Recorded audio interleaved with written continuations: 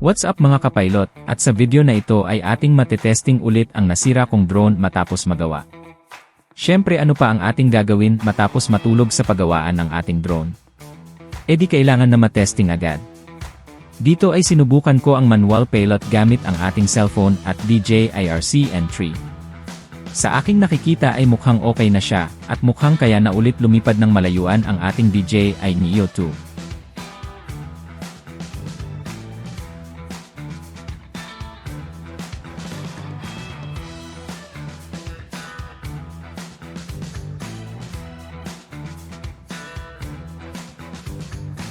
Siyempre hindi rin mawawala ang pag-testing natin sa mga quick shots.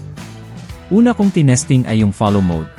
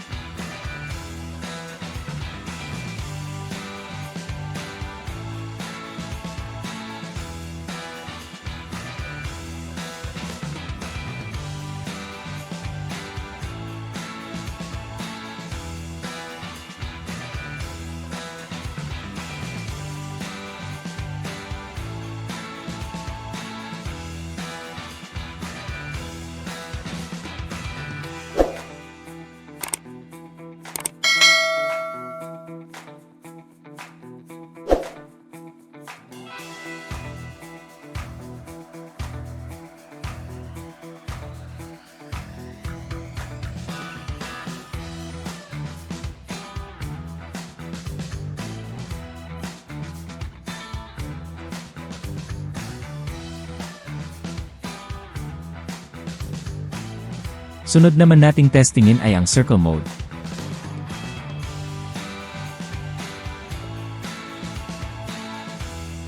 At ang huli nating testingin ay ang helix mode. Pero syempre, ang pinaka namimiss ko sa lahat ay yung pag-capture ng magandang sunset view sa ating drone.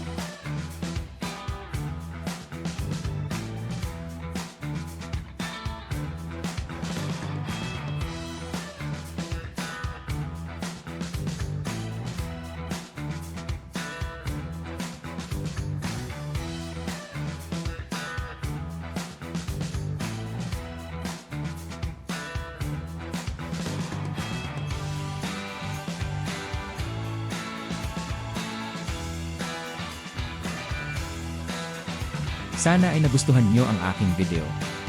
Okay lang ba na humingi ng konting like at paki-subscribe na rin po ang aking channel. Maraming salamat po sa panonood mga kapailot.